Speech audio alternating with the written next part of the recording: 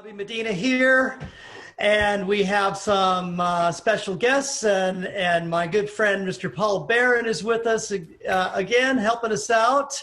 And we have two phenomenal musicians with us today. We're so lucky to have them. I'm going to introduce our first guest. His name is Glenn Drews, and he's one of the most in-demand players in New York City. He's played with Woody Herman, the Buddy Rich Big Band, Dizzy Gillespie's Birdland Big Band, the Mel Lewis Big Band. He's been with Michael Jackson and Madonna, Harry Connick Jr., David Sanborn, and the list goes on and on. I think it's so cool because he's been a member of the Sesame Street House Band, and for all of us that have kids or maybe grandchildren, you've probably heard him there. He's recorded hundreds of jingles and movie dates, and his Broadway credits include The Young Frankenstein, Drowsy Chaperone, Sweet Charity, Hair, How to Succeed in Business, and City of Angels, just to name a few. Welcome, Glenn. Good to be here, guys. All right, welcome, Glenn. And I'd like to introduce Tony Kadleck, also one of the most sought-after trumpet players in New York City. He's recorded and performed with the Boston Pops and played with Frank Sinatra, Barbra Streisand, Blood, Sweat, and Tears, Stevie Wonder, Ella Fitzgerald, Steely Dan, recorded with Luther Vandross. Sorry, it's still early for me. Maybe I need more coffee.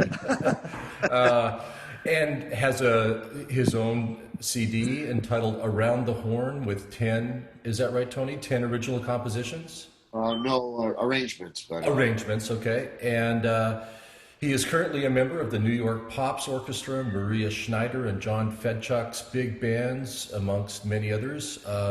And his Broadway credits, Beauty and the Beast for 13 years. Oi! Little Shop of Horrors, Tarzan, Shrek, Addams Family, Frozen, and most recently Beetlejuice, correct? Yep. Okay. All right. Welcome, guys. Thank you. All right. So the first question, did you both set out, or either of you set out to be a Broadway trumpet player? Or was this something that evolved and developed? Glenn, why don't you go first? Oh, I'll go first. I graduated from college in 1971, and I had one shot to go on the road with Lionel Hampton. And it was so fabulous because, you know, you're on the road playing music, playing jazz every night. And then it went from there to Woody's band and Buddy's band and Mulligan and all these things. And I finally had to get off the road in 1979. Otherwise, I would have stayed out there because I loved it. And at that time, a lot of the studio guys didn't want to do Broadway. And my first experience, actually Bob Milliken, who was supposed to be here today, but he called me at 3 o'clock in the morning, come down to Carol's, the Lena Horne show. It was going to be a trio, then a quintet, and now they're going to put a big band together. So if you go down there, you get the gig. It'll probably run a couple of weeks, and ran a year and a half. We got Tony, and that was it. Then started after that. It was just following a progression of where the music business was going. I don't know if any of us have set out to do anything specific, but you just go where the work is. You know, you reinvent yourself, and main thing is never say no. Right? That's some good advice. Absolutely. You never know where one thing's going to lead to another, you know. How about you, Tony? I have to agree with what Glenn said. You go where the work is, and I got here in let's see, about 1986, I think, and I did not set out to play Broadway shows. I wanted to be Glenn Drews. I wanted to be Marvin Sam. I wanted to be John Faddis. I wanted to be Randy Brecker. Those were the guys. Those were my idols, and Milliken, all those guys. Me too. Me too. But so and the recording thing was starting to wane. Every generation says, "Oh, you should have been here when I was coming up," and "Oh, you should have been here when Marvin said that to me. Oh, you should have been here." Bernie Glow and Ernie Royal, and then those guys heard it from the people before them, and you know, I'm thinking, well, I don't know any better. I mean, this seems cool to me, but I definitely didn't set out to do show work. But it was a nice byproduct, and you know, the pension contributions were you know, of course now it's in another state, but were a drawing factor as well. You knew what time you were starting, you knew what time you were finishing, you knew, you know, it was all predictability, and that part of it was kind of nice. But I didn't set out for that at all. But I'm glad that it wound up this way. As Glenn said, you follow the trajectory of the work, and that's kind of, now it's the only game in town, and a lot of folks come here specifically to play Broadway, which is something that we did not do for sure. Well, I got a question that I think everybody would be interested in. You know, the other day we had a really nice interview with Michael Sachs and David Washburn and Chris Gecker, and one of the questions that came up was, we were talking about how they choose their instruments for their particular performances. And in the orchestral world, it's a lot different than the pop world, and then maybe in the Broadway world or in the Latin world, wherever, we all have different things we do.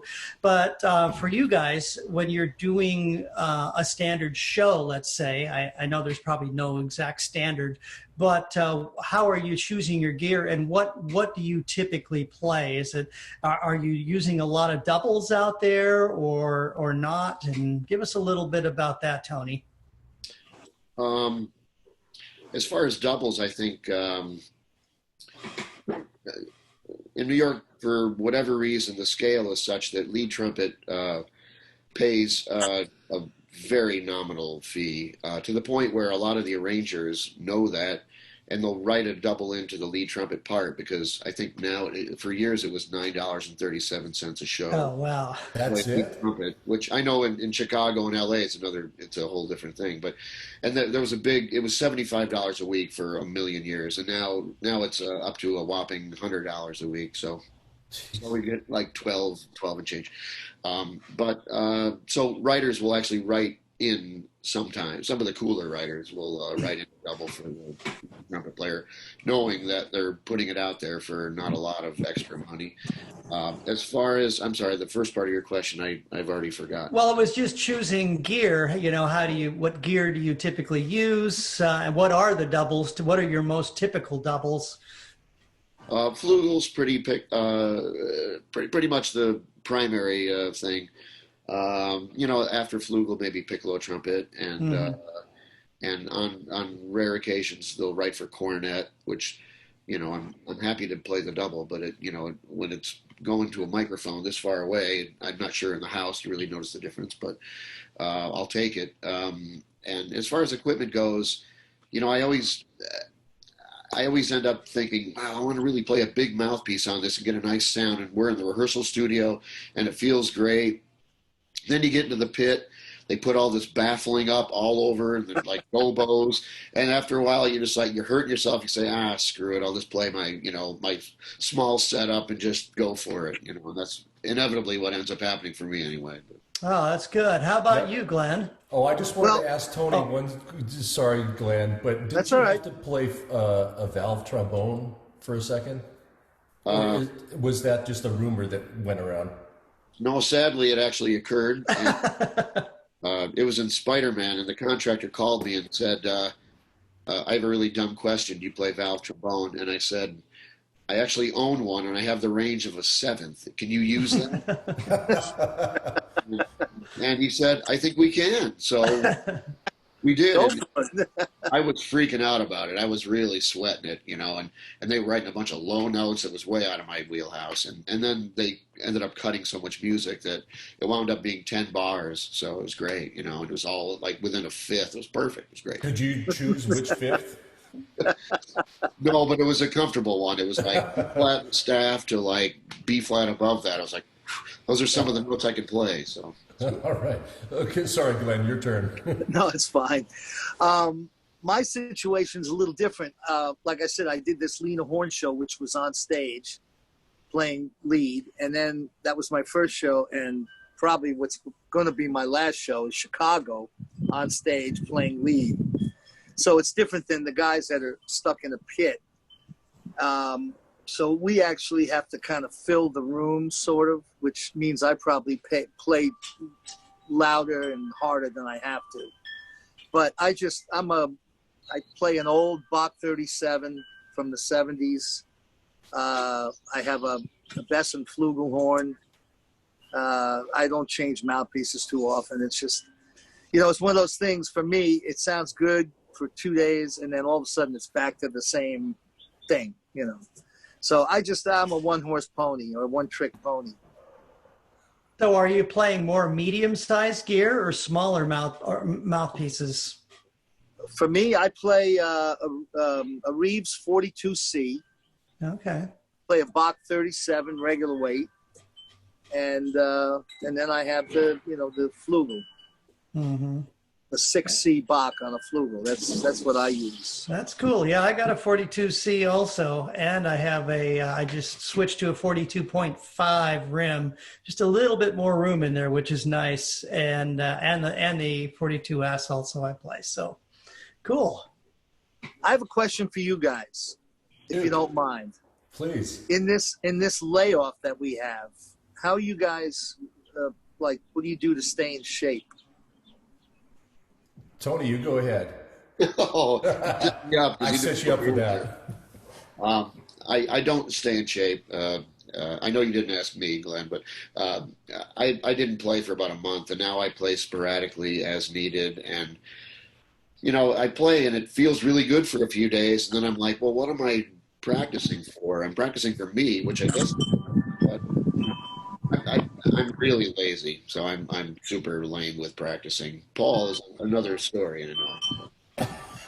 Well, I've been just enjoying, since Bobby started this page, I've been enjoying reading the threads, and somebody will chime in and say, hey, I'm working on such and such, and this guy's working on this routine, and so on. So I've just been trying everything, some things I'm getting reacquainted with that I forgot about, or because I've been on the road for so many years, it's in a box and I don't see it anymore. And fortunately, there's PDFs now available for a lot of things. So I haven't been concerned about needing to save anything for the show that night. What the hell, I go for broke, and it's been fun. One day I'll do all Italian vocalises and just try and work that stuff out, and the next day it's all work the hell out of my tongue until I can't talk anymore. Bobby? Yeah, similar for me. What I've really done personally is I've upped my physical exercise game. So every day I work out and I run, and I got into this guy sometime back, and I did bring it up, but on the threads. But if you haven't seen this guy, you need to check him out. His name is Wim Hof. And I think he's originally from Holland, but he's got this whole thing about breathing, and he's able to control his autonomic nervous system through this. And it's really interesting because they have injected him with like toxins in the hospital that would normally make somebody immediately sick. And he will not get sick from this stuff because of what he does. And so I originally saw that one of the members, I think, of the Menozel Brass or something like that, was a follower of this guy. And I just went over to check him out online. And he's got some cool videos, free stuff. You don't have to sign up for a program or anything if you don't want to. But I've been working on my breathing a lot, and then I've been, like Paul said, I've been reacquainting myself with some old different exercises, and just same thing. Some days I focus on my endurance, or maybe I'll play a bunch of Charlier things, just some of my weak spots, So that's what I've been doing, and I've been enjoying it. I have to say, it's nice to not have to save it for the gig, and to just kind of play like you did when you were a kid, And how about you, Glenn? What have you been doing? Well, although you wouldn't know it from my front end, but I'm a cyclist. So I get a lot of exercise doing that and walking the beach as far as that. But my story with the horn, because when I was a kid, I never had a trumpet teacher. I had a clarinet teacher. So we never warmed up. He wet the reed and we'd go off and do stuff. And I'm basically self-taught. So when this thing happened, I went down to my basement. I have every method book ever written, and most of them haven't been opened past the first page. So I started doing these things that I'm not used to, and it actually started to screw me up. So I do what I've done my whole life, is just either play tunes or play jazz, and tunes or long tones, and just kind of hang with the horn and not do something that I'm not accustomed to that'll throw me at least into another spot that I don't want to be. But the time off, I know I've been doing Chicago for 12 years and doing the same show every night. You can play the heck out of the show, but you start to lose different things. So this has been actually kind of a groove because my chops have kind of relaxed a little bit, and I don't play hard every day. I just kind of play for fun, and I like that, and use my ear, try to do ear training, and just play for fun. Go out and play tunes, and my neighbors love it. They're like 3 acres away, and they're all sitting out there clapping every night when I play the Star Spangled Banner. So nice. That's different, Well, we were seeing that some people, people like I'm a person, I don't need a motivation to practice. Just playing the trumpet better, I get a certain amount of enjoyment out of it. On most days, on some days, I don't, like everybody else. But also, there are people that have been on the thread that just like, I have basically no need to practice, no reason, no motivation to practice. And so I don't know, I know that everybody's different. And like you're talking about how you're not really using any systems or anything. Everybody has to figure out their own way. But one thing that I notice is when probably just like you guys, we get locked into, we don't have that much time all the time to practice, And so what I notice is when I get outside and start working on new things, it does positive things for me. You're saying the opposite, Glenn, but for me, it often does positive things to my embouchure and just makes it feel like, wow, I've never exercised these muscles in that way. And it usually is a good thing for me. Yeah. I'm trying to learn tunes and just do something, something like that, and try to keep my fingers going. Yeah. What were you doing at the time of the shutdown, Glenn? Were you on a steady? You were doing Chicago, right? Chicago, yeah. Yeah. I have a question that I've always wanted to know, because I've played a few of the shows that the touring shows that have come through our area and stuff, but I've thought about this for myself, and I'm just curious. Do you guys ever get tired of doing the same show night after night after night, or does it become a game in your head where it's like, I'm going to try to make this better? And, just curious. What do you think, Tony? I definitely get tired. I think everyone does, but for me, like if I'm doing a lot of outside work, then I'm okay. I can handle it. I take off a lot, and it's I come back and it's fine. Other weeks, if I have nothing else going on, it gets a little tedious. But for me, so much of it is about the scene and the environment. If the people around you are cool and the hang is good, for me, that's so much of it, because as a friend of ours, this drummer, Warren Oates, says, once you get out of the rehearsal studio, they're all hello Dolly, after 3 days, it's all hello Dolly. Mm-hmm. So you're going to get sick of it in 5 minutes anyway. So you might as well be with some people that you like, where the vibe is good. And that's one thing Glenn will never admit to this, but like Glenn is the best guy to have on a gig because he keeps it light. He keeps it fun. He plays his butt off, and Like there's so many times I've seen tense situations and he just does something to diffuse it or crack everybody up. And to me, that's a lost art that a lot of folks don't have, you know, and it's great. And I feel that way about my shows for sure. If I'm with a good group of people, I'd stay for a decade, 2 decades. I don't care, you know. Well, that's cool. How about you, Glenn? I will concur with that. I think I've done 19 Broadway shows, and I can say I've never had any scenes in the sections. Most of the time I'm playing second or third, you know, but when I got to Chicago, these guys had already been there for 13 years or 12 years, and there were a couple scenes going on. Now, these guys were, you know, they were the jingle guys of the 70s and 80s, like that. And some of the guys are like 80 years old now, still playing great. There were a couple of scenes, and I got there the first night, and I said, you guys don't know. You haven't been off the Isle of Chicago in so long. You don't know what it's like on the outside. So starting now, we're going to all have fun. Sundays, we're going to go to this. We have this saloon that we go to.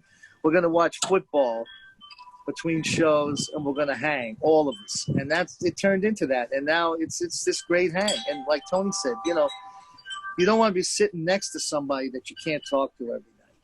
That's insane, you know. But yeah, you know, it's you get tired. We have a friend, Don Downs, who always strives to play, Tony, the perfect show. There is no perfect show, but you know, we try to get there. Yeah. So Yeah. So how do you stay focused when you're doing something for 10 years and you know you got 2 weeks in a row before you can take a day off or something like that? Do you have any ideas on that for yourself? Glenn, why don't you keep going? All right, I'll keep going. Well, about I guess it's about almost 2 years now. Daryl Shaw left the band and Earl Gardner came on. So he's sitting next to me playing second. So that's my that's my inspiration, my focus. I don't want to mess up with him. So. And Tony, do you have any sort of mind games that you play to keep things fresh for yourself? I don't know. I mean, my longest run was Beauty and the Beast, and it ran 13 years, but I only stayed 9.5. I needed to get out of there, but Neil Baum was playing first trumpet there, and at the time we were, you know, after 4 years, we just, you know, not even like 3 years, we just closed the book. We didn't even know what the hell was in there. We just playing the show from memory and making up stuff. And then we'd get bored, and there was actually a year where we took out C trumpets and we started playing the show on C trumpet. Just, in the beginning, it wasn't that good. You know? For a whole year you did that? Yeah. Yes, but you had Paul Felice that you had to own up to. He was the barometer, yeah. And then, you know, we went for a while where we played it on rotary trumpets. I mean, we just did all sorts of stupid stuff just to kind of keep ourselves engaged. Glenn mentioned Don Downs earlier, and Don, like, he's got about 3 or 4 horns, and he'll play one for about 5 months. Then he'll get tired, he'll get bored, he'll pick up another horn, and he'll play that for 5 months. Then he'll pick up another one, and he sounds the same on everything. He sounds great, but to him it feels different, and I think he, you know, that's how he kind of handles that kind of thing. Myself, I just, you know, I'm so far from perfect that there's always plenty to strive for and improve upon. I'm never bored. So. But, you know, think about a dentist. You know, you're filling teeth every day, or a guy that does knee replacements. Of course, they're making a lot more money than we are, but yeah. You know, whatever you do, you know, and for 2.5 hours you can focus. I mean, we'll have the odd night out, as Tony knows. I know the night you're talking about. Yeah, let's not go there. No. But as Glenn said too, I mean, and also the people that are coming to see the show, you know, they pay a lot of bread. You know, you're playing the 978th, you know, Chicago, but they're seeing it for the first time, and I think you kind of have to keep that in the back of your mind and just absolutely give your A game as often as possible. So. That's Joe DiMaggio. They said, how do you give so much? He said, because there's always people that haven't seen me play. And, I guess we try. We all do the same thing. We want to, and you can suck if you're playing second viola. But you can't suck if you're playing the trumpet. No. Nowhere to hide. Yeah, They hear exactly. They hear it on 23rd Street. Right. That's right. So do either of you guys have a favorite show that, I mean, Glenn, you've been 10 years now on Chicago. That's one of my favorite shows, but what's your favorite show that you've ever played? My favorite would have to be Guys and Dolls. Ralph Burns arrangements. The band was Byron Stripling was playing first. Everybody, Mike Migliori was there. We lost him last year. Yeah. Guys and Dolls was a great one. Chicago, I have to put in second place because it's been 12 years, or almost 12 years. So. Wow. Young Frankenstein. You guys did that out in the West Coast, right? Yeah, we started it out in broke Seattle. that in. Yeah. And you broke in Sweet Charity, I think, right? With Fred, who was the conductor? Oh, geez, I don't remember. I wasn't on that one. Fred Werner, right? Did you remember that name? I don't remember that name. No. Anyway, Frankenstein was like kind of a bust.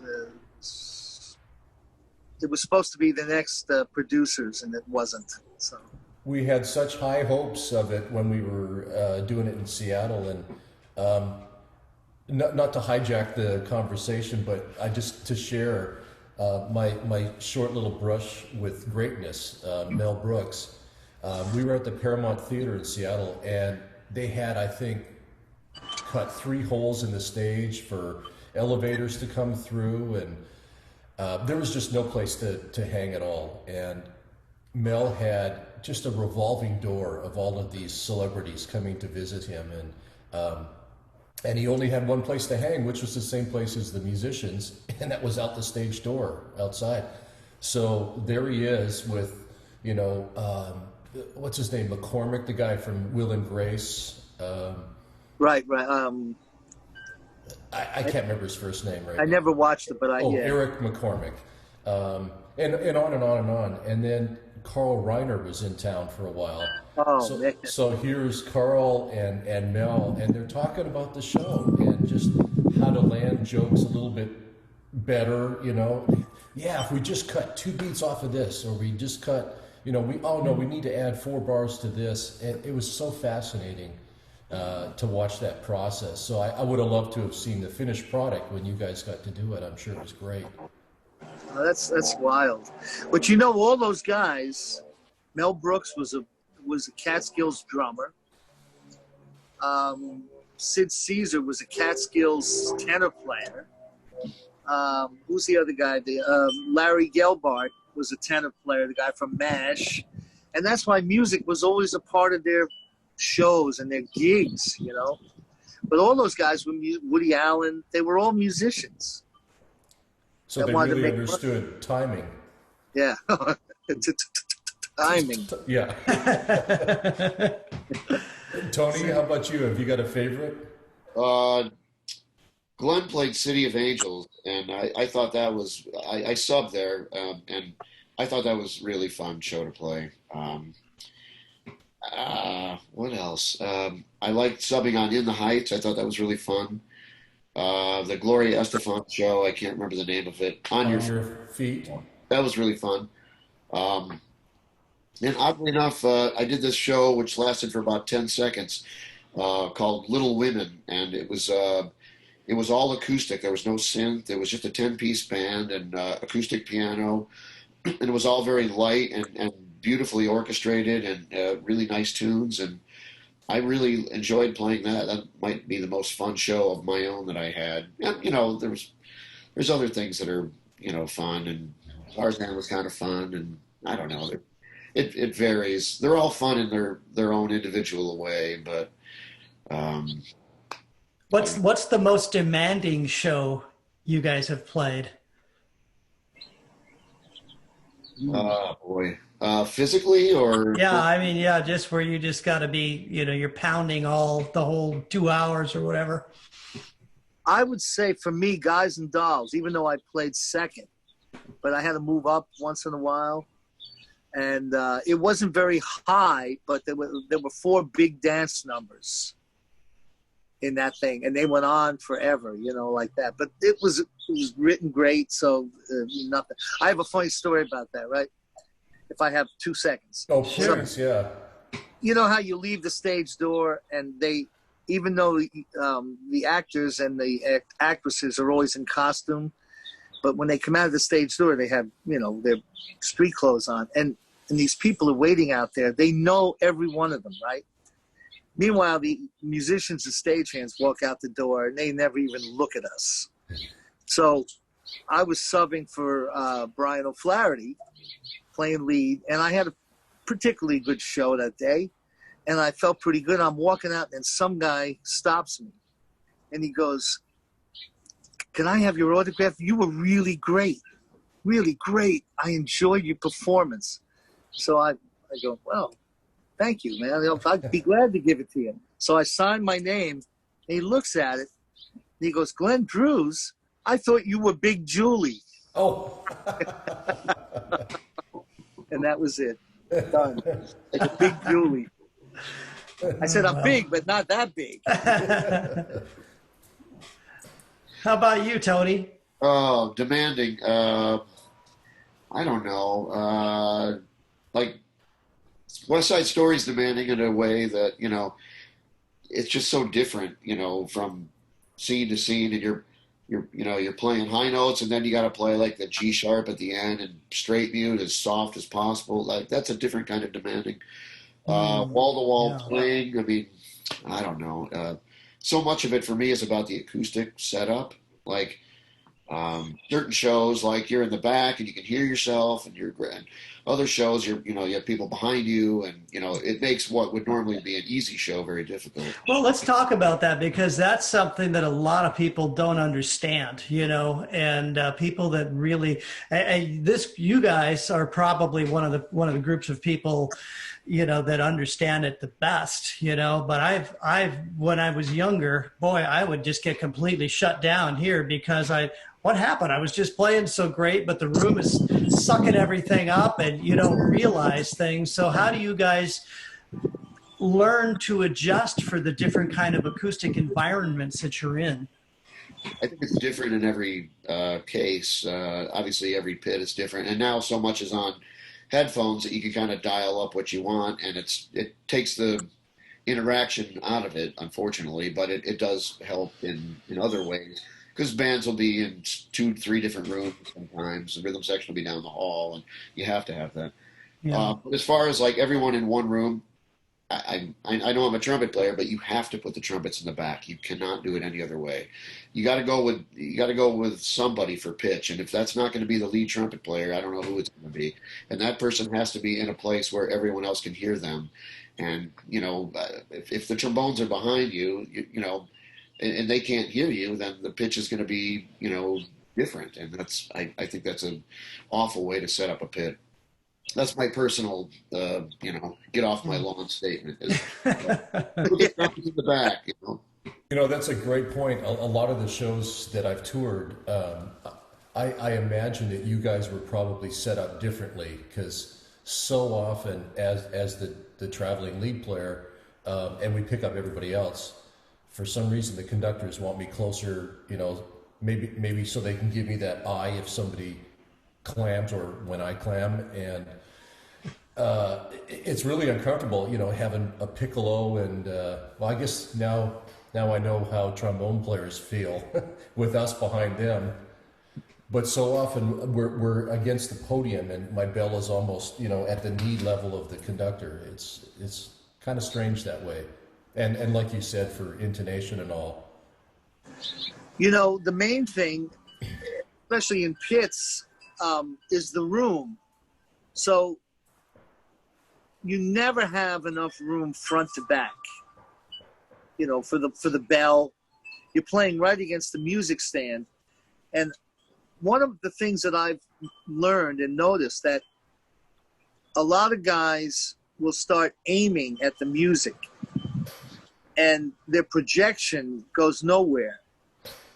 And when I was in college, one of my conductors said, aim for that exit sign in the back of the room, or look for a pretty girl and aim for her in the back of the room, and you project your sound. But when you're sitting in the pit night after night, show after show, and your bell is 6 inches from the music stand, you start to subconsciously aim at that, and your sound starts to it goes nowhere, and you start to lose that projection. So that's one thing I've noticed, I've learned. You always have to have that in mind. But we never have room in a pit. You're locked in. Yeah. So is that something that you balance out, getting your sound going in your warm-up at home? Or how do you counter, not changing your oral cavity and so on because of that close proximity of the music? Well, like I say, for me, I'm on stage, so you're right. Yeah, right. I don't have to worry about that. And say we're in a recording studio doing something, whatever. Most likely I'll be playing second or third or fourth or something. And my objective is just to support the lead player and try, not to overblow and try to support with sound, so make his job easier. Sure. I think, I don't know if I succeed all the time, but that's what I try to aim for. Well, like Tony says, everybody wants you on the gig. So obviously you've been succeeding for decades. That's for the comedic part. Well, sometimes that's more important, almost, learning to be a team player. I think it's good for people to know that, sometimes just like you guys were saying, I mean, you could have the best player in the world sitting next to you, but if that person is a drag to be around, you'd rather have somebody a little less, right? Just to be able to deal with the person next to you and chat with them and carry on for the next, year or however long you're going to be on that gig for.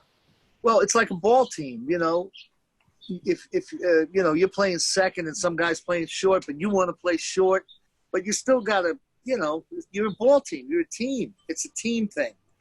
Absolutely. It's not you can have a bunch of all-stars that suck. Sorry.